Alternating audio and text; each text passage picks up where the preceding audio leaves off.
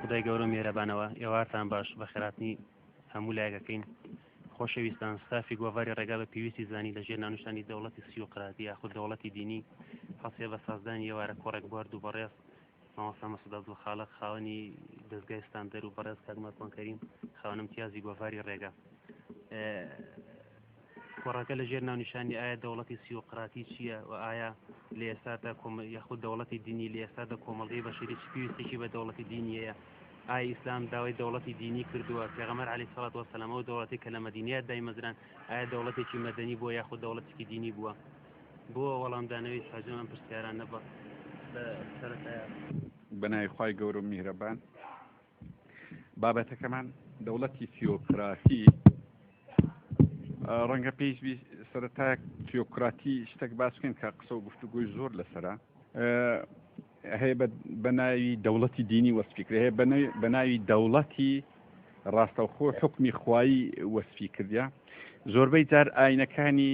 یان ئەوی پێدەگوتێت کۆلکە ئاین ینی ئاینی ڕاستەقینە بوو یان ئاینی لادراو بووە یان ئاینێک بووە کە دروستکراو بووە ئەوانە تیۆکراتیان بەکارهینایە هەر بەپێی ئەو مەعجەمانە لە دوای ئەوانە تەنها پێغەمبەرەکان درودی خۆیان لەسەربی ئەگەر ناویان لێ بدرێ حکمی خوای ڕاستەخۆ دەنا حکمی خوای ڕاستەخۆ نەبووە لە بۆی ساقی کەینەوە ئایا ئەم بەشە فەلسەفیەکەی لێ بەرپرسیارم ئایا دەوڵەتی ئیسلامی بەپێی ئەو نوسوسانەی هەیە دەوڵەتێکی تیۆکراتیە یان دەوڵەتێکی مەدەنیە بۆ چارەسەری ئەو ماوزوعات پێویستمان بە ساغکردنەوە دەدی لە ڕووی فەلسەفی سێ تەوەری کورتمان پێویستە یەکەمیان پێویستمان بۆی هەیە بچینە ناو فەلسەفەی سروشت لێدا ساغی کەینەوە ئاخۆ پەیوەندی خوای گەورە بەو بوونەوەرە بەو گەردوونە ڕاستەوخۆیە یان ناڕاستەوخۆیە کە لەوێ ساغ بووە ئەوجارە دێنە قۆناغی دووەم کە فەلسەفەی سیاسیە ئاخۆ چ ممەیزات و ئیضافەی تر هەیە لە پەیوەندی چکە مرۆڤ و کۆمەلگەش هەر بەشێکن لەو بوونەوەرە لەوێرە جارشکە ئەو پەیوەندیانەی نێوان خوای خۆی و ئەو مەخلوقاتە هەر ئەوەندەیە لە چوارچێوەی سروشتە یان ئیضافەی تکەی هەیە ئەوەش ساغکردنەوەی دەوێ تەوەری سێم هەردوو فەلسەفە پێکەوە ئەجار بزانین ئەو مەدرسانەی ئێستا ئەگەر خوردیکەینەوە کە پێی دەگوترێ ئۆتۆقراتی تیۆقراتی سایزۆقراتی ئۆرستۆقراتی تا دەگاتە دیموکراسی ئەوانە جێکەوتیان لەو دوو فەلسەفەیە چیە چکە لەوێت زیاتر ساغ دەبتەوە ئاخۆ ئەو چکە هەیە پێی وایە درێ ئەوە سەردەمی ئایدۆلۆجیانما سەردەمی فکرنەما نەخێر ئەو مەدرسانە ئەو بیر و باوەڕانەی کە ئێستا هەیەیان حکم دەکەن هەریەکە ڕەگ و ڕیشەی خۆی هەیە ڕەگ و ڕیشەی علمی هەیە ڕەگ و ڕیشەی فەلسەفی هەیە ڕەگ و ڕیشەی دینیشی هەیە لە دوای ئەخیریدا پێویستمان بۆیدا هەیە ئاخۆ لە چێڕا ئەو ڕەئیە جیاتیانە لە چێڕا یەک دەگرنەوە مەجالی ئەوەی هەیە ئەوانە ئەو مەدرسانە یان ئەو بۆچوونانە لە شوێنێک حەکەمەچیان هەبی ڕاستی هەموو لە خۆشبەختانە هەموو تەیار و مەدرسەکان متتەفقن لەسەر ڕاستی فەلسەفەی ڕاستی کە نێوبژیکەرە بەڵام شتەشی تریش وادێ خەریکە دیموکراسیش دەبتە بەشێک لەو نێوبژێ دەبتە ئەوەی کە هەموو لایەک پێڕازی لە دوای ئەوەی کە زیاتر ساغ بووە خۆی بەشێکی زۆر معلومات نەبوونە ینی بەشێک لە ئاین پەروەرانی بە تایبەتی کوردستان کە زۆر دژی دیموکراسی بوون تا ڕادەیەک لێیان تێکچوو بوو دیموکراسی و لیبرال دیموکراسیان تا ڕادەیەک لێ تێکەڵ بوو لیبرال دیموکراسی مەدرسەیە ڕێبازە مەذهبە سیستەمە بەڵام دیموکراسی نەسیستەمە نەمەذهبە ئالێتەکە دەرێ فەرموو لە بینی ئەو چارەن ئەم حەکەمەکدا بووم کامتان دەنجی میلەتان من گەڕامەوە یعنی دیموکراسی کە ئەو خۆ ناوانە مشکلن کە دەرێن دەوڵەتی ئەمریکای دەوڵەتەکی دیموکراسیە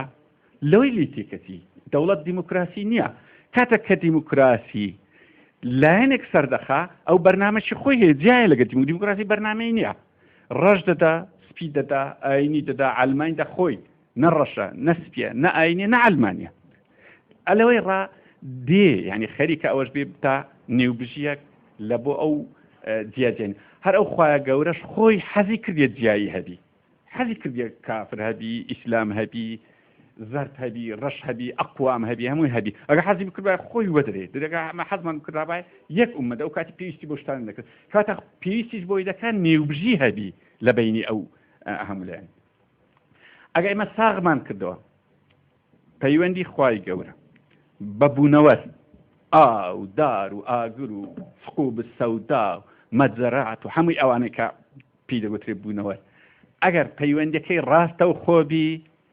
بەرەو تیۆقراتی نزیک دەبینەوە معنای حکمیش دەبی حکمی تیۆقراتی ئەگەر ناڕاستە و خۆبی لە ڕێی کە ئێستا باسی دەکەین لە ڕێی وەسیلەیەکی تربی ڕەنگە تیۆقراتی دوور دەکەوتەوە لە ئاینی ڕاستەقینە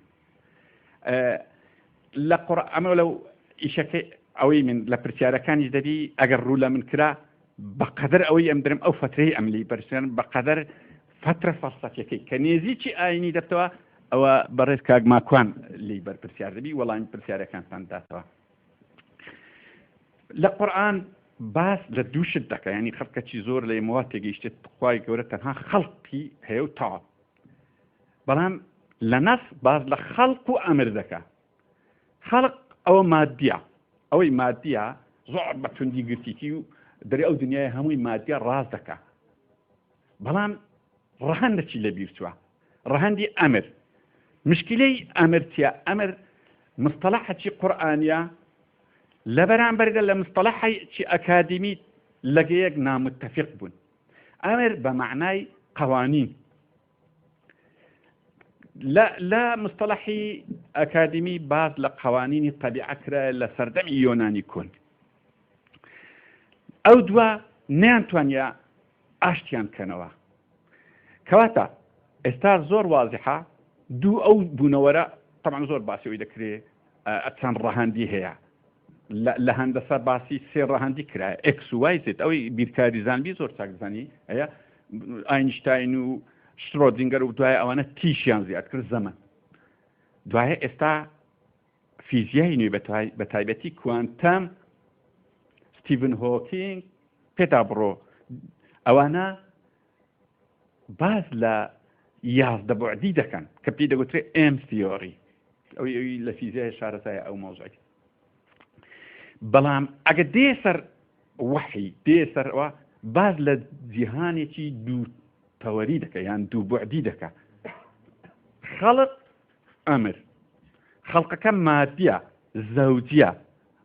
ئەگەر ئەوەی شارەزای فەلسفەی مارکسی لێ بە تعبیری ضدین دیاری کردیە یەک لە سێ قانون ئەساسیەکەی فەلسفەی مارکسی صراح ووحدة المتناقضات يعني وحدة المتضادات بازەکە لەوێ بۆی چووە زانیتی متضادات هەیە لەو لایەنی مادی بەس ئەو تعمیمی کردی گوتی تاو ئەوسع مەفهوم ئەوەیە هەرچی لە نصوصی دینی نه باسی خەڵق دەکا کە مادەیە جرا بەڵام باسی ئەمری دەکا کە قوانینی طبیعی کاتە پەیوەندی خوای گەورە ئەوە لێرە درێژەی دەوێت ئەمە بەو سعاتەی دەبی تۆزەکی بکوشین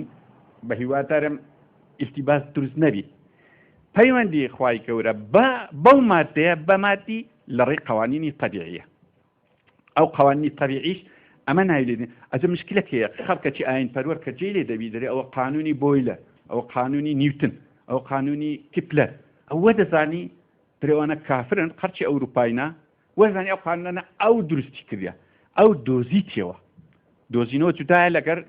دروست ئەگەر پێی بگەینی بەجوانی ئەو قانونە هەبووە مەوزوعیان بەدەر لە چاڵاکی فکری ئێمە بەڵام ئەو دۆزیتەوە زۆر ئەو مشکلەی لا نامینێ ئەگەری ئەو مصطلح ئەکادیمی کە قوانینی طبیعی پێدەگوترێت لەگەر مصطلحی قورئانی کە ئەمری پێدەگوترێت ئەو دوی یەکخەی ئەو مشکلە گەورانە هەمووی حەل دەبی ئەوەی ئێمە لێرەدا مەبەستمان ئەوەیە خوای گەورە خۆ دەتوانی ئەوە بە هەموو شتێک ئێمە باس لە شتێک دەکەین کە کۆتاییمان بۆی هینایە یعنی ئینسانی نوێ ئینسان حەق خۆیتی مناقشە لەسەر بوونی خوای بکە حەقی شتی برین نەبی هیچ جەریمە نییە يعني أصلي آين مشكلة لقى أفكاري جياجانية كافرة ناكافرة أفلاطونية مثالية ديزمية هي مشكلة نية مشكلة لقى ظلم هي هيك كذا بقى أفكاري واي يعني برسيار ذاك في غمبرة شيء جورة برسياري كربوت وإخواته هاي لتشين دري على عظم ليه بدين ظلم يعني كواتا برسياري إنسان هي لبر أوي واضحني لبر أوي ديبيني ئەگەر جوان ئەو سلسلەی لە بۆ ڕوون نەکەوە ئەو لە چوارچێوەی ئەو گردونە دەبینی بوونی خوای واضح دیار نییە شتێک دیارە دەبینی قانونێک حکم دەکە ئەتو دەست دێ ئاگری دەسووتێ تاو باقی تر خارجی ئەوەی معجزەی پێدەگوتێ لەو کورتە باسەی ئەمە لە بۆمان بە دیار دەکەوی کە لە فەلسەفەی سروشت ڕەنگە بپەڕینەوە بەوەی کە پەیوەندیەکانی خوای گەورە لەگەڵ سروشت ڕاستەوخۆ نییە یعنی کە دەرێن وەڵاو باران خوا باراندی معنای ئەوە نییە بەخۆی لەو دەمەی پێشتر هیچ بەرنامە نەبوو ئەمری کردی ئەو جەباری باریە لە بۆ ئەوەی نەباری ئەوها نییە قانونی تەبیعە چاکە و خراپەی زۆر نازانی یعنی زۆر جار هەیە کە بروسک لە یەکێکە درێن ئەخرەوە کفرە چی کردبوو قانونی تەبیعە ئەوەی نییە ئەوە کفری کردیا ئەوە پیاوەکی چاکە ئەوە پیاوەکی خراپە لە بۆ هەمووانە قانونەکە کاتە لەسەر دنیاە زۆر علاقی بۆ مۆزوعانە نییە ئەسباب لەگە نەتائج یەککە لە قانونە هەر ئەساسیەکانی تەبیعە ئەتو ئەگەر ئەسبابت چاک تەبەنی نەکرد نەتائجی باش بەدەست ناهێنی زۆر اعتیادیە پێغەمبەرێک شکست بینی زۆر اعتیادیە ئەو قانونی تەبیعیە لەسەر خودی پێغەمبەرەکان و ماڵ و منداڵیت بەکتریایە دەچی منداڵێکی نەخۆش دێخی و دامری و کۆتایی دێ ئیستیسنانیە لە کاتێک و ئەوە معنای کەمکردنەوە لە سڵتەی خوای نییە زۆر هەیە وا دەزانی ئەوە کەم کرد خۆی وای دانایە مەشیئەتی خۆی وای قانونەکانی وای دانایە بەو شێوەی و ئەوەش یەکێکە لە خەلائقی یعنی پرسیاری زۆر گەورە لای مادیەکان دەکرێت بەرێ باشە ئەگەر ئەو گردونە ئەو خەڵقا ئەو بوونەوەرە کە دروست کراوە ئەدی پێشینی خوا لە چێ بۆ چی دەکرد یەک کۆمەڵە پرسیاری یعنی ئەو شەرنیاوەی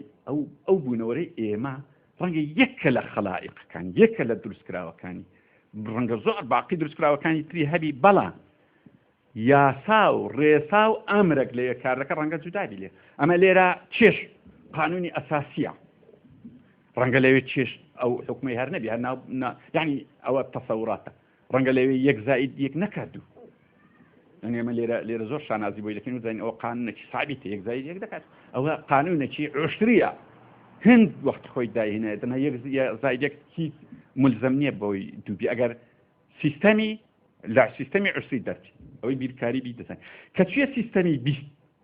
كذا نظني سؤال شيء اللي يبقى لا سيستمي بيستي لا سيستمي تلي لا سيستمي شيستي كبابي لكن لبرلي نظني يعني زور سيرة هيا برسيار لسر خودی خوای دەکا کە بەدەرە لە مادە ئەتو لە سیستەمی بیستی نەزانی وەرەو حەق ئەو حەقی دەبی بدەیە کە با پرسیار بکە بەڵام ئەتو لە سیستەمێکی خارجی سیستەمی خۆمان هیچ نەزانی ئەگەر بزانیت پرسیارێک بکەی ڕەنگە ئەو لێ بگەر سێر پێ دەکەی لەبەرەوەی پرسیارەکەت منطقی دەرناچی نازانی پرسیار بکەی کاتە پرسیارکردنی ئەساسی منطقی هەروانیە ئەرێ وەڵام مەجموعەک پرسیارم هەیە بەڵام کەس نییە جوان چییە ئەرێ وەڵاوی خوای دروست کرد چێ بوو ئەدی ئەو دروست کرد چێ بوو دە پێدا دەڕۆ ئەوە لە چوارچێوەی قاوانینی ئەو گردونی خۆمان ئەو پرسیاران دەکە کە هەڵەیە ئەوە لێرە ئەو پرسیارە معنای خۆی هەیە بەڵام بەدەر لەوەی کە ئەمە تەنانەت باسی دوو ڕەهەندیمان کرد ڕەهەندێکیان مادیە کە خەڵکمان باس ڕەهەندی دووەم کە یاسای گردونیە ئەوەیان نامادیە یعنی کۆمەڵێک ئەحکامی نامادیشەیە یعنی ڕاستی زەوجی نییە زدی نییە لەبەرەوەی مادی نییە وەلو ئەوانەی کە زۆر مادیش بوون لە ئاخیردا ئاعترافیان کرد کە ئەو دنیاە هەمووی مادی مەسەن لینین لە ئاخیر کتێبی خۆیدا لە مؤلفات باز لە عەقڵ دەکات زۆر قسەی تونج دەکات لینین نازم ئەوەی شارەزایبی قسەکانی بڕک توندا بەرامبەر ئەوەی خۆی دەرێ سەخیفە ئەوەی برێتن عەقڵ مادیە نا يمتلك صفاتی لا مادی يعني بخوي أو بس يعني كتاي بويها دواس فيزياء وأنا سلمانيان كا أو دنيا هر مادين يعني ناماتيش معادلات ناماتي صورة لكريم بكرتكي إبا لو بشيء دقينا أو نتيجة كا أو قوانين طبيعي دور لتالاتي مروف دور للدعاء ونوزاي مروف دور لويستو آرزوي مروف بخوي إيش دكا وخوای گەورە لە ڕێ ئەو قانونانە علاقەی بە دار و بەرد و ئاگر و ئەو خەڵقی خۆی هەیە یعنی ئەمر وەسیتی نێوان ئەو دوێ کەواتە حکمی خوایی لەکە گردونیش دوور کەتەوە لە تیۆکراتی یعنی حکمەکی ڕاستەوخۆ نییە کەواتە ئێستا دەچینە بەشی دووەم ئەگەر ناوی لێ بنین فەلسەفەی سیاسی جارکە پێویستمان بۆی دەبی پەیوەندی خوای گەورە بە ئادەمیزاد مرۆڤیان حیات چونکە حیات ممەیزاتێکی هەیە ئەگەر سروشت لە ئەلکترۆن و لە خواروی کوارک و هەتا دەگاتە کەشکەشان بە قەوانین مسەیر کرابی مرۆڤ بەو دەرەجە مسەیر نییە ئەو لایەنەی کە بەشێکە لە سروشت مسەیرە ئەنی ئێستاما بەخۆشمان نازانی لە ناو جسمان هەزار ملیۆن یاسای سروشتی ئیش دەکات ئەوە بە لە دەستەمەدانیە اختیاریش لەسم ئەوە ئیجباریە بەڵام کاتێک کە دێتە سەر ئەعمالمان خەڵقی ئەعمالی خۆمان لەوەی اختیاریەکمان لە دەستە دەتوانین چاک بکەین دەتوانین خراپ بکەین دەتوانین وەسەط بکەین دەتوانین شەڕیر بی دەتوانین سەلبی ئیجادی هەرچی هەیە دەتوانین ئەو جزء اختیاریەشە حسابی لە بۆ کرایە لە ئاخیرەکەی و ئەوەشە بەشێکە لە یاخیبوونی ئینسان لە سروشت یان بەشێکە لەوەی کە پێی دەگوترێ زاڵبوونی ئینسان بەسەر سروشت چۆن خوای گەورە پەیوەندیەکانی لەگەر سروشت لە ڕێی قانونی تەبیعیە پەیوەندیەکانی ئینسانیش لەگەڵ تەبیعەت بەرەبەرە لە ڕێی زاڵبوونی یاسایان لە ڕێی ئەو ڕوحە و ئەو عەقڵێک کە بە ئینسان درایە ئەگەر ناوی لێنێن ڕەهەندی سێم یان هەر لە چوارچێوەی ڕەهەندی دووەمبی بەرەبەرە زاڵ دەبی سەرەتای مرۆڤایەتی ڕەنگە پەیوەندی ئینسان لەگەڵ سروشت ڕاستەوخۆبی لە ڕێی بازوو دەست و بازوەکانی بی بۆیە زۆر زاڵ نەبووە بەسەر سروشتدا تا پەیوەندی ئینسان لەگەڵ سروشت ئامرازی بکەیتە ناوێ زیاتر زاڵ دەبی و زیاتر تەکنۆلۆجیا بەردێ و زیاتر ئەسلی ڕیسالەی ئینسان دێتە دی کە بەرپاکردنی حەزارەتە هەر لە قورئان کە باس لە ئەسلی ڕیسالەی ئینسان دەکە بە تەعمیری زەوی مەبەستی بەرپای حەزارەتە نەها تعریفی حەزارەت کە زۆر ئالۆزە لەلایەن ئەنترۆپۆلۆجیەکان لە ڕووی فەلسەفی بەڵام کە دێ سەرەوەی چەند ئاسانە بەرپاکردنی حەزارەتە و لەوەتی ئینسان ئیش دەکات هەتا ئێستا ئەوە بریتە لە حەزارەت چی کردیە پەیوەندیەکانی ئینسان لەگەر سروشت بەو شێوەی ناڕاستەوخۆیە لەگەر ئینسان جارش کە پەیوەندی خوای گەورە خەستر دەبتەوە ڕەنگە پێشتری بۆ چە نەزەری لە تۆری سێم بازەکەی چە نەزەری جودا جودا باسکرایە لەبەر لە پەیوەندی بوونەوەرە و خوددا بەڵام لە مرۆڤ و خوددا هەز دەکەی ئەو پەیوەندی خەستر دەبتەوە زیاترە چی پێویست بووە لەبەرەوەی اختیارە هیچ پێویست ناکات و قورئانێکی لە بۆ ئاگر و ئاو ئەلکترۆن و پرۆتۆن لەبەر ئەوەی واجباتەکانی مسەیەرە هیچ کە نازانی ئەو واجبەی خۆی جێبەجێ دەکا و دەڕوا ئەجە تو لە بۆ تو خراپە تاکە لە بۆ پیاوەکی ئایندار باشە لە بۆ پیاوەکی ئایندار خراپ ئەوە نییە لە گۆڕ لە لایوی ئەوەیە نێزکەی 9 ملیار مسلمان 40 ساڵ دوعا لە ئیسرائیل دەکەن نییە لە گۆڕێ ئیسرائیل چونکە ئەسبابی بەقوەتە زاڵ دەی بەسەرەتە ڕەنگە لەوەتی هەیە دوعا دەکرێ معنای ئەوە نییە دوعا ڕاز نییە ئەمە باز لەوەی ناکەین ئەوە مەوزوع عشکەیە ئەگەرتەن لە ڤیدیۆی ئەوی ئاین پەرۆرە لێرە پرسیارێکی ڕوو لەم کابرێ نه ئەوە مەوزوع عشکەیە ڕەنگە هەموو دوعای کردبی ئەی خوایە تخوا کوڕەکەم بدەی قانونی مندڵە کردن قانونی مندڵ نەک مندڵ دروستی کرد دێ لە بینی ئێکس و وای قانونەکە وا دێ ئافرەت تو پیاو نزیک وە چێک بێ ڕەنگە بڕەچیش ئافرەت زیاد بکە کە ئەوە ئەساسەکی تەعەدودیە ڕەنگە لێر ئاین پەروەرەکان کەیفیان بەو قسەی بێ ئەساسەکی تەعەدودی ژنانە بەڵام بە مەشروط لەبەرێ ئافرەت زیاد دەکە قانونە دێت و حەقی بەوەی نییە ئەتوو چت دەوێت چت ویستیە معنای چیە معنای ئەوەیە لە لای مسەیەرەکان کۆتایی هاتیە حەسم بۆ مەوزوعەکان بەڵام لە لای ئینسانی کۆتایی ناتێ کاتە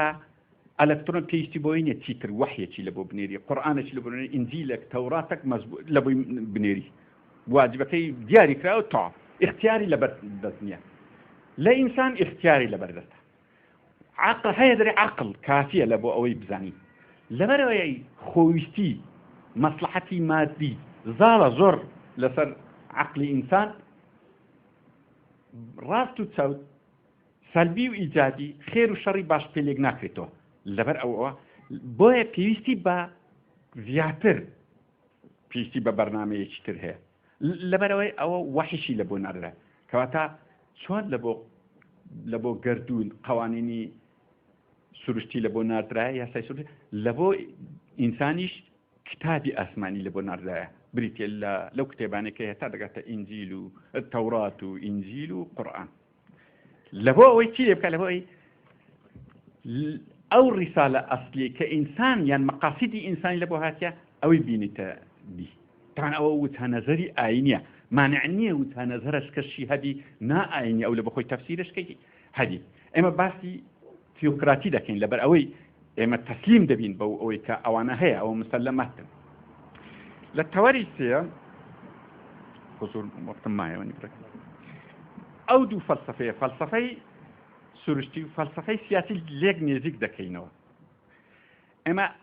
ئێستا لەو دەمەی لە جیهاندا 4 مەدرسەی سەرەکی هەیە کە حکم لەسەر سیاست دەکە حکم لەسەر فەلسەفە دەکە حکم لەسەر باقی چەمکەکانی تر دەکە مەدرسەی لیبرال دیموکراسیە مەدرسەی سۆسیال دیموکراسیە مەدرسەی شیوعیەتە مەدرسەی ئاینیشە هەرچی ئەحزاب هەیە هەرچی ئەفکار هەیە لە کۆتاییەکە دێتەوە سەر ئەو 4 مەدرسە ڕئیسی بە تەیاراتی تریشێ مەسەڵەن قەومی گفتوگۆیەکی زۆر هەیە ئاخۆ قەومی مەدرسەیە یان تەیارە ساغ بۆ تەیارە مەدرسە نییە سێ مەدرسەکەی یەکەم علمانی پێدەگوتێت معنای ئەوە نییە علمانی بێ باوەڕە شیوعیەت حەق خۆیتی ئەو باوەڕی نییە پێی وایە مادە ئەوەل و ئەخیر مادێ بەڵام لیبرال دیموکراسی ئەوەی بەجێ هێشتێ لە بۆ ئینسان وای دانایە بەشێکە لە حڕیەتی ئینسان حەزی لێ با باوەڕدار حەز لێ باوەڕدار نەبی و ئێستا ئەو نموزەدە لە جیهان سەرکەوتووە لەو دەمەی ئێمە باس لە واقعەک دەکەین کە سەرکەوتووە معنای ئەوە نییە حەقا چکە حەق بە تەطبیقی دادگەری مقیاس دەکرێت لەو مەدرسانە یان ئێستا ئەگەر واقعی بەراوردەکی ئاسان ئەرێ عالەمی ئیسلامی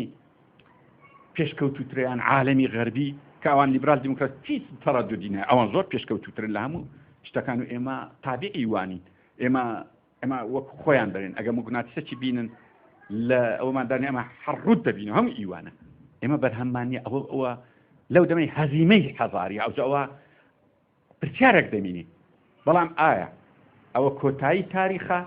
وەکو مەزروعەک لە فەلسەفە نەخێت مایە لەبەر ئەوەی وانیش ئەگەر بە مقیاسی حەق و عەدالەت بیپی حەق و عەدالەت نییە بۆ دەرزێ بەس لە چاو ئێمە پێشکەوتوترن پێویستمان بۆی هەیە ئەو 4 مەدرسە لە ڕووی فەلسەفەی ساغی کەینەوە ئەنی ئەگەر هەروە بەواقعی تەماشای بکەین ئەوە بردیانەوە کۆتایی هات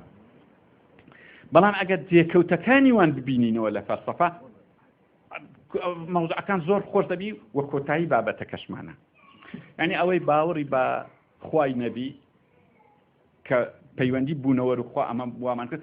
ئەوەی نەبی ئەوە جۆرە حکم و لە تیۆکراتی تێدەپەڕی ڕەنگە دیکتاتۆری پەیڕەو بکە زۆر باش کوردی دەکەین ڕەنگە ئەوەی باوڕی وایە پەیوەندی خوا و گەردون ڕاستە و خۆیە هەموو شتەکان بە خۆی دەکات ئەو تیۆکراتیە یعنی ئەوەی لە بۆ ئەوی جێکەوتی ئەوانە یان با بڵێن ڕەگ و ڕیشەی ئەو مەدرسانە ئەو تەیارانە لە فەلسەفە بینینەوە ئەوەی پێی وایە خوای گەورە بوونەوەری دروست کردەوە بەڵام چووە لێ پاردایتەوە حەقی لەسەر هیچ نییە وەکو مەدرسەکانی یۆنانی کۆنوە تا ئەلمانیکە ئەو سەردەما ڕەئی وایە کە زیاتر دیزیمیان پێدرێنیان ڕبوبیا ئەوان پێیان وایە وەکو مەلیکی بەریتانیا یەملک وەلا یەحکوم خوا ملکی ویە بەڵام حکم ناکە حکومەکەی بەجێ هێشتێ لە بۆ ئەو دنیای حەقی لەسەر هیچ نییە ئەوەش دوو مەدرسەکەی لیبرال دیموکراسی سۆسیال دەکەن تقریبا تەمسیلی ئەوەی دەکە ئەجل پێشترێ ئۆرستۆکراتی و سایزۆکرات فیزیۆکراتی نازم حتا پێدابڕەوانە زۆر پەیوەندیان بەو ئەوانەیە کۆتاییەکەی خەملین لەو مەدرسانێک کە تازە ئەم پێشی وایە خوای گەورە ناڕاستە خۆیە بەڵام تواناشی هەیە و ئینسانیشی بە خەلیفەی خۆی دانایە ئینی جاعل فی الأرض خەلیفەتەن بەشێکی لە صلاحیەت دایتە ئەو ئینسانەی بێ ئەوەی لە صلاحیەتی خۆی کەم کاتەوە دیزمیەکان یان ئەوەی با بڵێن بابووباتیرانی حەلماتینێتی ئێستا پێیان وایە خوای گەورە ئەو صلاحیەتەی کە دایتە ئینسان صلاحیەتەکەی وی کەم بوویتەوە هەرچی ئاین پەروەرەکانە پێیان وایە لە صلاحیەتی وی کەم نەبرتەوە خۆی صلاحیەتەکی دایتی لەو دنیای هەموو دەم صلاحیەتی هەیە تەدەخلی ئەو گەردونەی بکە ڕاستی چەکە چەکی ڕاستکە نزمان بڵندکە بڵند ئەوە تواناوی هەیە بەڵام خۆی ویستیتی وا بکە و دیزمیەکان یان ئەوانەی پێیان دەگوترێ ڕبوبی پێیان وانییە ئینسان پێویستی بە ئەدیان و وەحیبی پێیان وایە عەقڵی ئینسانی کافیە بەشێک لە ئەوانەی پێیان دەگوترێ چاکسازیەکانی ئیسلامی وەکو نەسر ئەبوو حامید و محەممەد ئەرگۆن و عەبدولکەریم سروش پێیان وایە عەقڵ کافیە وەحیشی پێ ناوێت بەڵام لە ئەزمونەکان دەرکەوتە عەقڵ بەخۆی زۆر بەدرەنگ ڕاستی پێدەدۆزرێتەوە یعنی قسەی ئەفلااتون زۆر گرنگە نەسیحەتێکی زۆر گرنگی ئەوانی کرێ وتی ئەمن هەموو تەمەنم ڕۆی هەتا سەلماندم خوا هەیە یانی سەلماندم هەیە بەڵام بەوەی ڕانەگەیشتم تەطبیقی بکەم کە گرنگە ئێوە لەسەر ئەوەی مۆسن ئەمە ئەو قۆناغەمان بڕی ئێوە تەطبیقی بکەن یعنی جارێکتر حەقیوە نییە ئەوانەی کە عالمی ئەو سەردەمەی ئیسلامینە دووبارە ئەوەی بینەوە ئەرێ عەقڵ کافیە لە بۆ ئەوەی بتوانی دادگەری ببینتەوە نە کافی نییە پێویستی بە عینی چۆن قوانینی طبیعیە پێویستە لە بۆ سروشت ئاواش وحی پێویستە لە بۆ ئینسان دەمێنێ شتێکی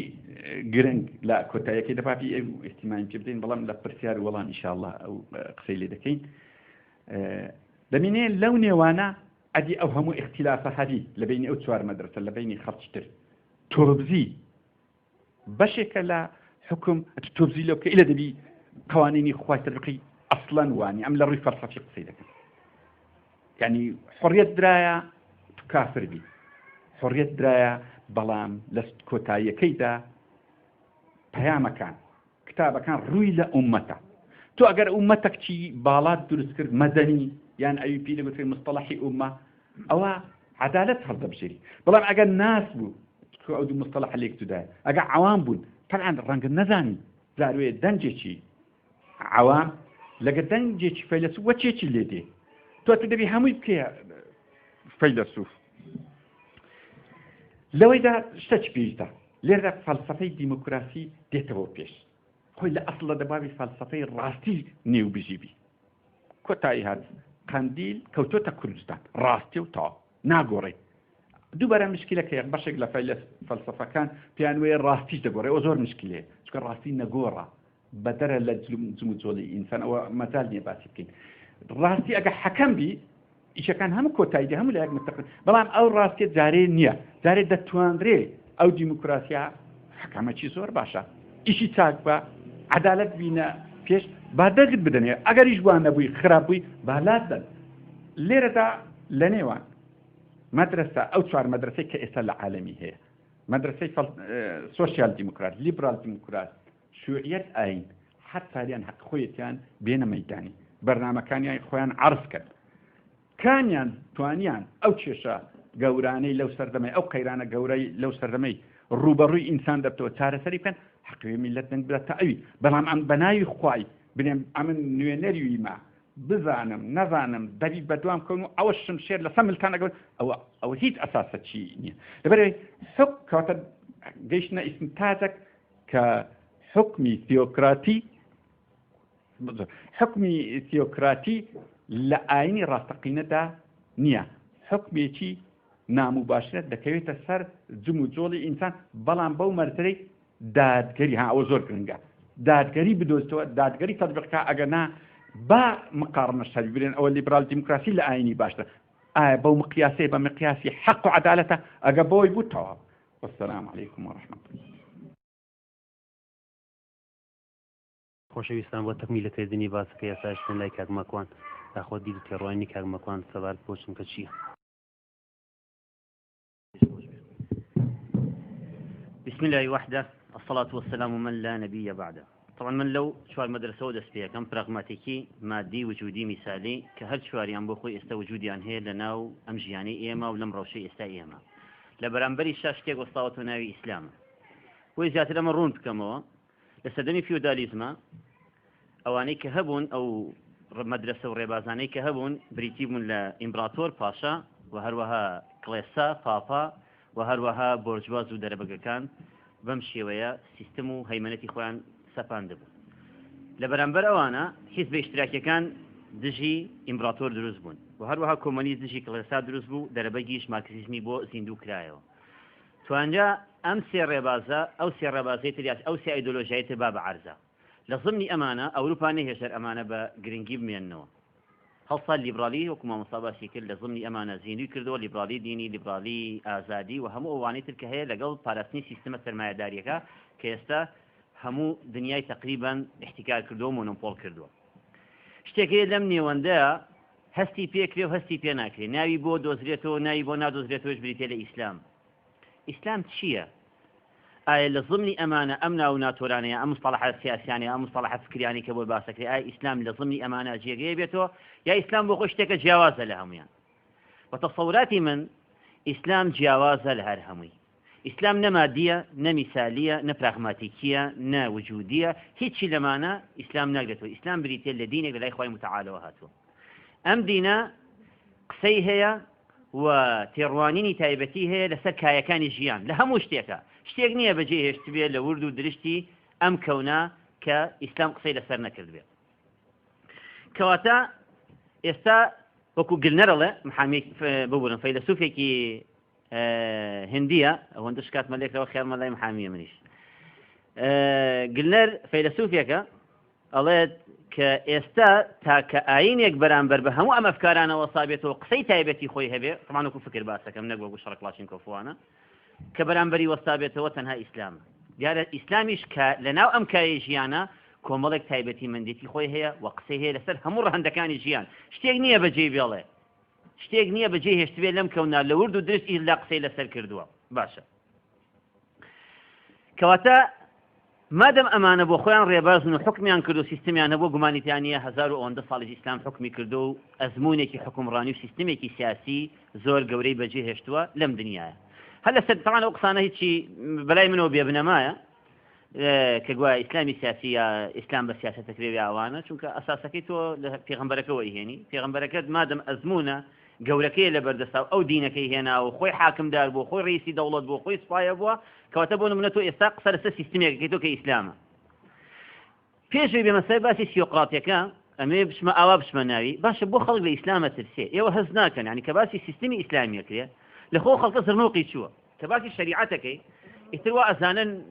يعني قژ بژە و ئیرهابیت و تۆ بۆ چییە بە شریعەت هین بکەیت ئەمەش لە چەند تەوەرەیەکە خۆی بینێتەوە تەوەرەی یەکەمیان خەڵکانێکی تر ئەیانەوێ ئەم ئیسلامە بە تۆقێنەر بە خەڵک بناسێنن وەکو ئیرهاب کە باسی ئیسلامەکرێ مرادیفی ئیسلام واتە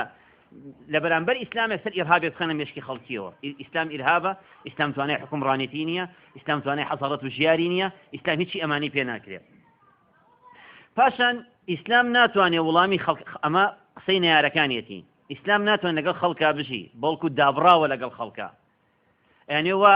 پێمان بگێنن کە ئیسلام حکمێکی خواییە ئەم خوایە دا ئەبەزێ مەجلیس و دیوانێکی و مەجلیسێکی جمهوری هەیە ئەو حکمەکە خەڵک عیلاقی نەبەسەری شتێک و لە کاتێکیشا ئیسلام بۆ خۆی وانییە سەروەری گەلی پاراستووە گەل ئەبێ پارێزراو بێ لەناو ئیسلامە لەناو سیستمی هەموو ئیسلامیە لە سەردەمی پێغەمبەری نازدارەوە عەلەیهی سەڵات وەسەلام هەتاکو ئەو سەردەمەی کە ئیسلام دەسەڵاتی هەبووە تاکو دەستوری داڕشتووە گەل سەروەر بووە لە غەیری گەل هیچ کەسێکی تر سەروەر نەبووەتیایە غەیری پێغەمبەری خوا کە مەعسوومە ئەویش کە بڵێن بەرنامەکەی داڕشتووە باقی هەر چوار خەلیفەکەیشی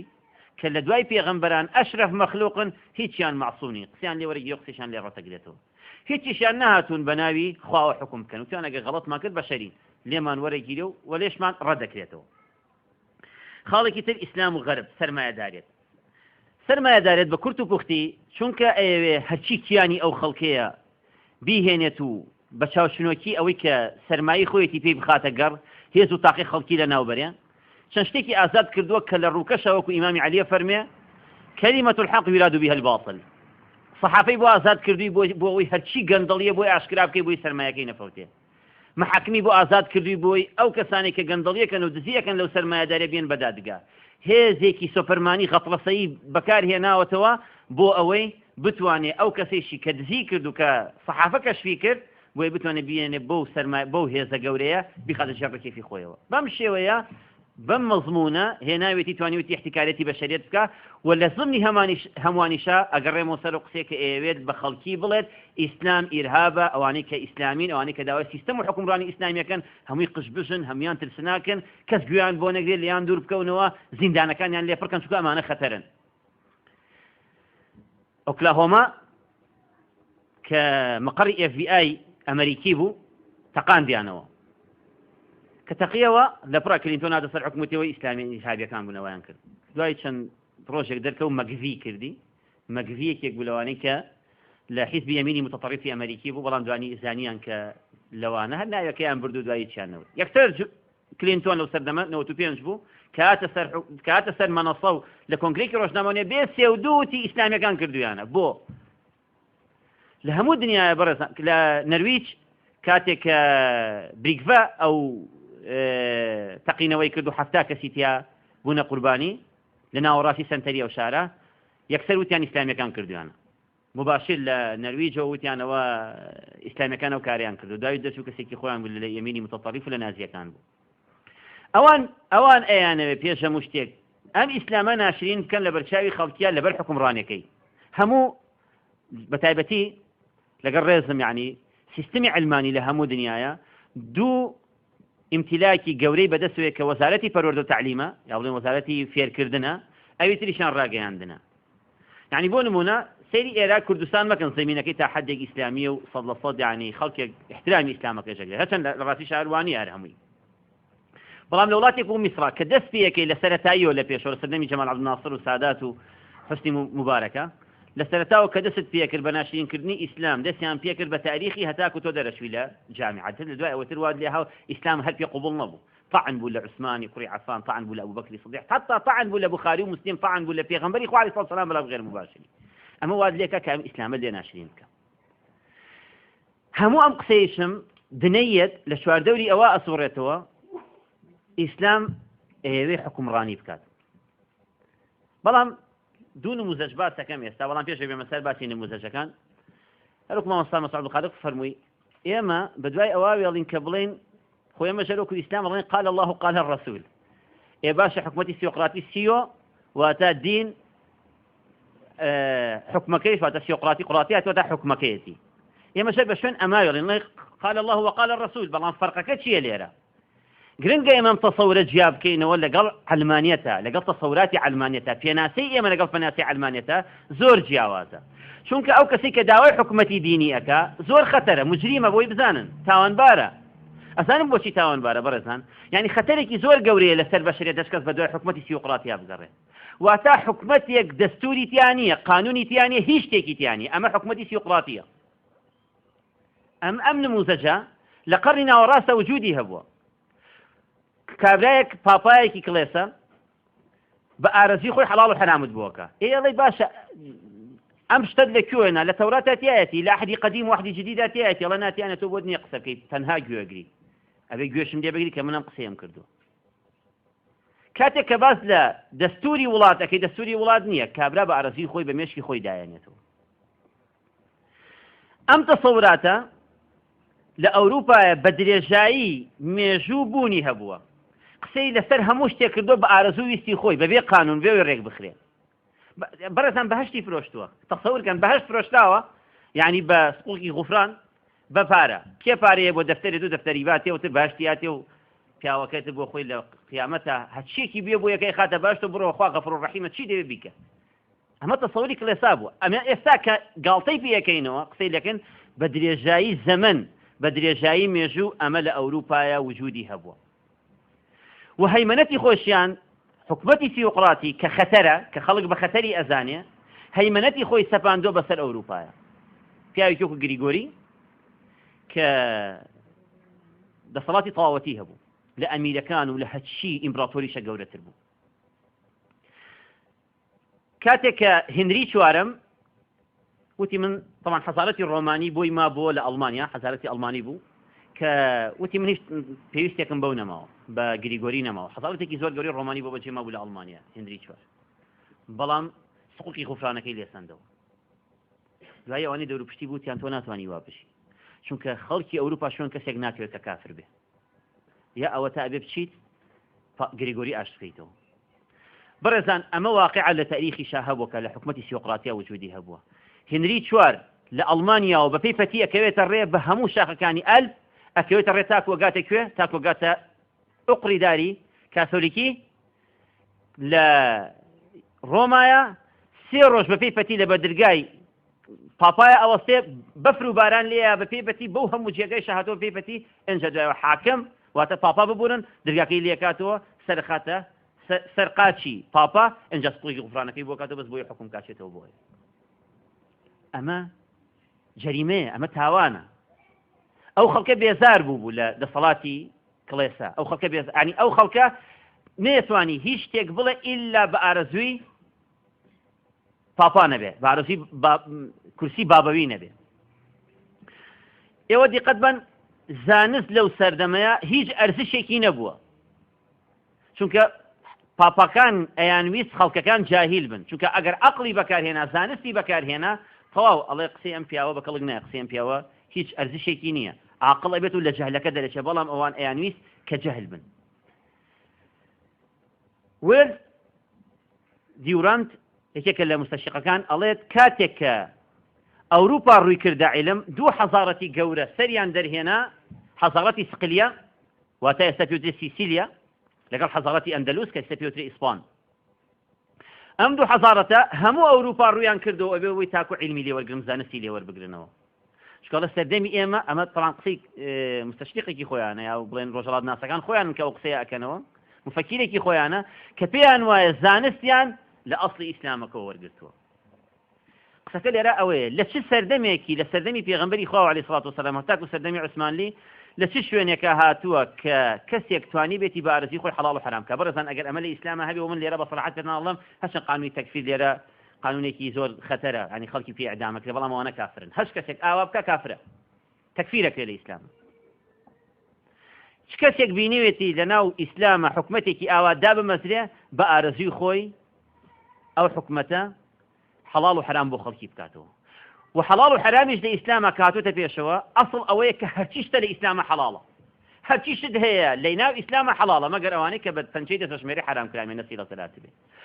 وقاعدەیەکی زۆر گەورەژەیە لە ئیسلامە چ لە ڕووی فکریشەوە چ لە ڕووی فقهیشەوە ئەوەی پاک بێت و ئەوەی بێگەرد بێ حەڵاڵە ئەوەی پیس بێ حرامە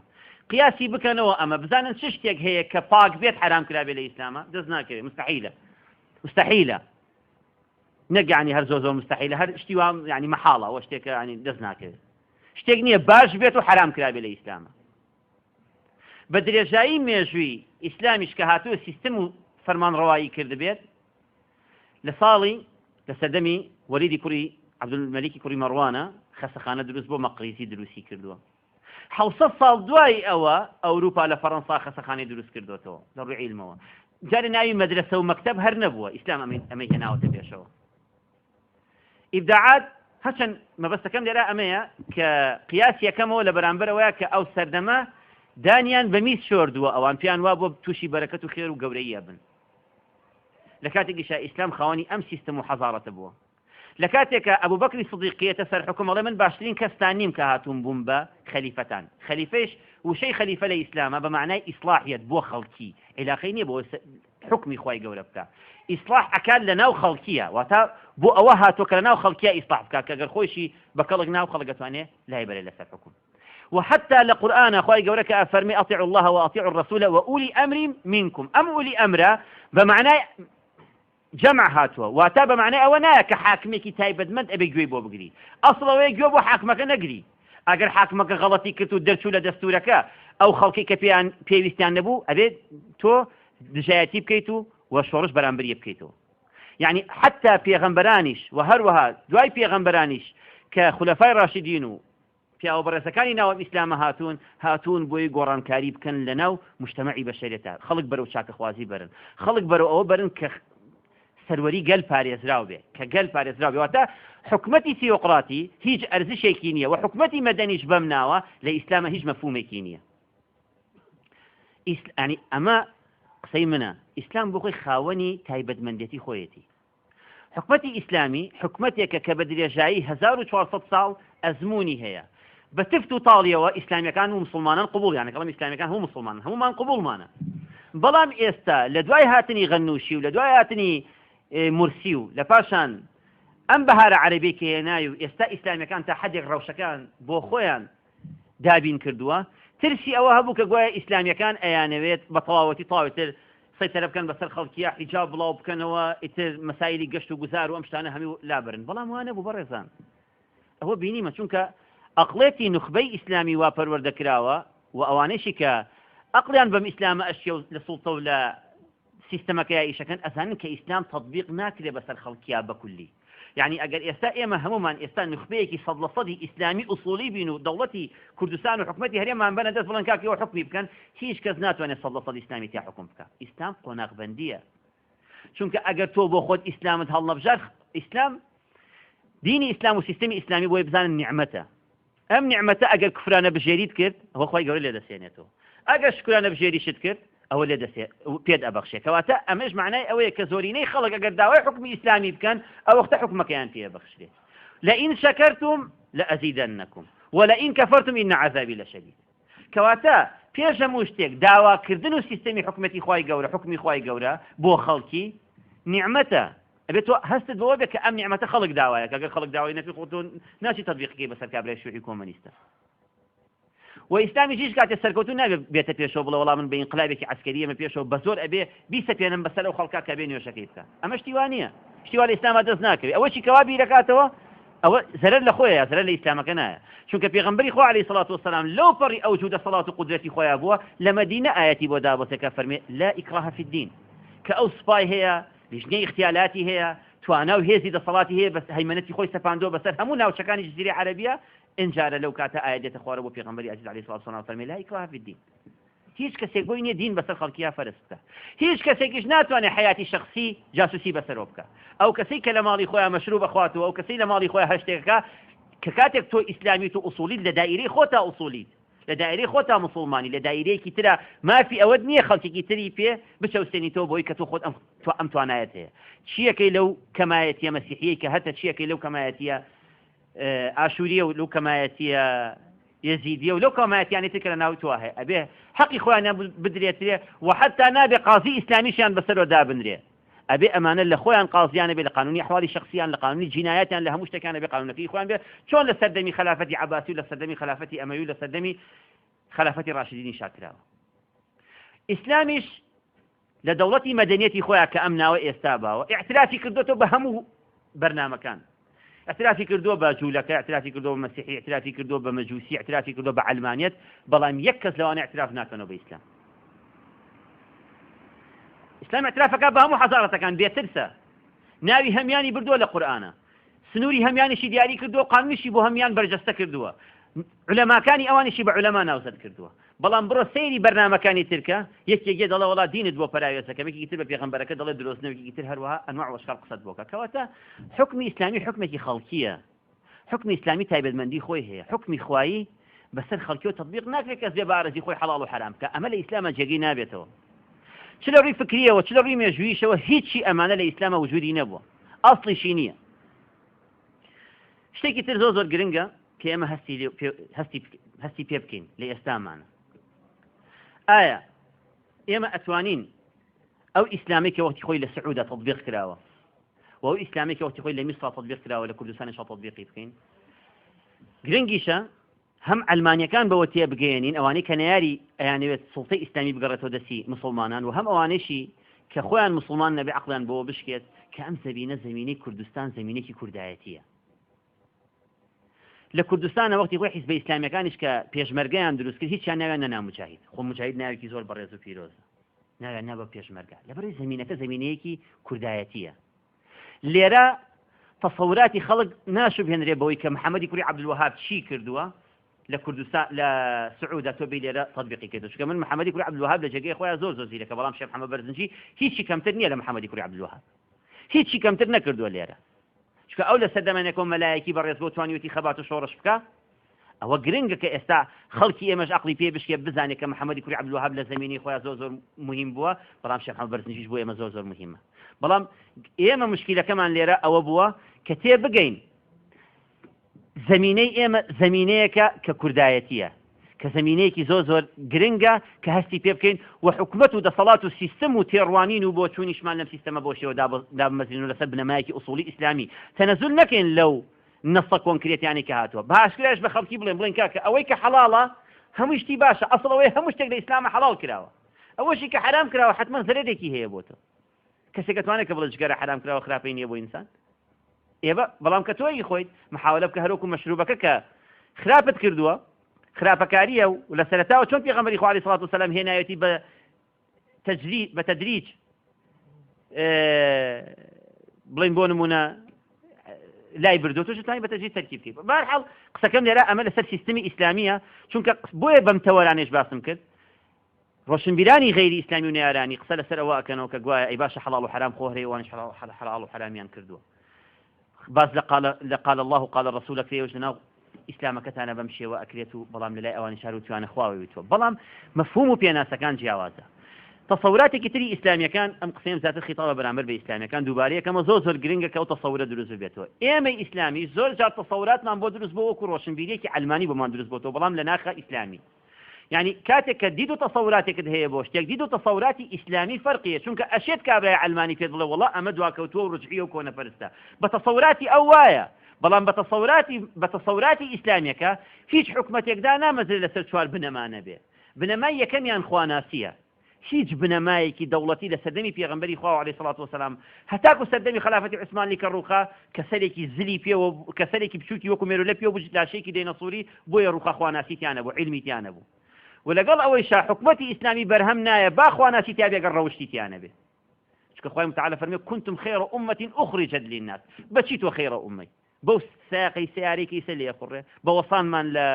لو جيقاو مكانا تعني كهيا بشيبوين بخير أمة لبروي باشتين برنامج باشتين قانون ما فيه خوانا سيكش بوي صبت هاتشي حزبي إسلامية هاتشي تصوراتي إسلامية هاتشي هيزو تواناي وهاتشي حكمة دائما مزلني بودوش دائما مزلني بابا إسلامي بوويك أخوا بناسي وقيامتي شي في بناسي تۆ کە ئەم دوانت بە خەڵکی ناسان بۆچی خۆت ناوناوە ئیسلامی پێویستە وەکو عەلمانەتەکە تەسەڕوفات بکەیتەوە وەکو عەرزیشم کردن ڕەوشت بنەمای سێمیان دادگەری ئیبن تەیمیە ڕەحمەتی خوای لێبێ ئەفەرمێت ئەشێت خوای گەورە حکومەتێک ڕاسخ بکات بۆ کافر بە شەرتێ دادپەروەر بێ ئەو حکومەتانی کە لە ئەوروپا هەن هەم ڕەوشتیشیان تایە و هەم دادپەروەریشن تەسەیری هەنێ جوزئیات مەکەن دادپەروەرن بە معنای کەلیمە دادگەریەکەیان ناخەنە بەردەستی هیچ حیزبێک هیچ سەرکردەیەک هیچ پاشایەک ئازادە لەسەر ئەساسێکی بیروکراتی بەڵگەی خۆت بەرە پێشەوە چیت هەیە توانی قسەی خۆتی لەسەر بکەیت ڕەوشتیشیان ڕەوشت بە معنای مەفهومە عامەکەڵم لە لێخوڕینی سیارەیانە لە حەزارەت و پاکوتەمیسیانە لە هەموو شتێکیانە بۆچی ئەوان ئێستا باشترین خەڵکن ئێمە لەو نەسەد دوور کەوتینێتەوە کاڵێ كنتم خير أمة أخرجت للناس لەبەرەوەی تطبیقی شریعەتەکەی خۆمان ناکەین ئێمە لە بینی ئاسمان و ڕێسمانیشە گیرمان خواردووە نەوە تا ئەلمانی صرف بین نەوە تا ئیسلامیەکەشمان باشی بەرینە پێشەوە یاوە تا چونکە ئیسلام بۆیە ئەم قسەیش دووبارەکەمەوە ئیسلام پاشکۆیەکی هیچ شتێکی تری ناوێ نە ئیسلام لەگەڵ دیموکراسیا گونجێ نە لەگەڵ لیبرالیە گونجێ نە لەگەڵ سەرمایەداریە گونجێ نە ئیسلامی لیبرالی هەیە نە ئیسلامی وەرزشی هەیە هیچ ئەم ئیسلامیانە نییە ئیسلامیەک ئیسلامە بۆ ئەو پێغەمبەرە عەزیزە هاتۆتە خوارەوە کە ناوی محەممەد عەلەیهی سەڵات وەسەلام ئەوەیشی ئەم قسەیە ئەکاتەوە وەکو مەلای گەورە کۆیی ئەفەرمێ لە تەفسیرە ناواسەکەیە ئەڵێ سەبەب و هۆکاری ئەوەی خەڵکی دواکەوتوو و خەڵکێک کە تەقلیدی خەڵکێکی ترەکاتەوە بە ئەفکار و بە شێوە لەبەرەوەی دۆڕاوە چۆکە خۆت خاوەنی ئیسلامی 1400 ساڵ تەجروبەت هەیە چۆن نەتوانی بەم شێوەیە تەسەڕوفات بکەیتەوە لەگەڵ بەرنامەیەکی ترا کە سیستمی تۆ نییە زادەی فکری تۆ نییە زادەی زەمینەی تۆ نییە خاڵی کۆتایی ئەوەیە خاڵی چوارەمیان با لەبیرم نەچێتەوە نەڵێن چوارە دوو تووسیانە باسکردەوەی تر لەبیر چوو پێویستی بە زانستە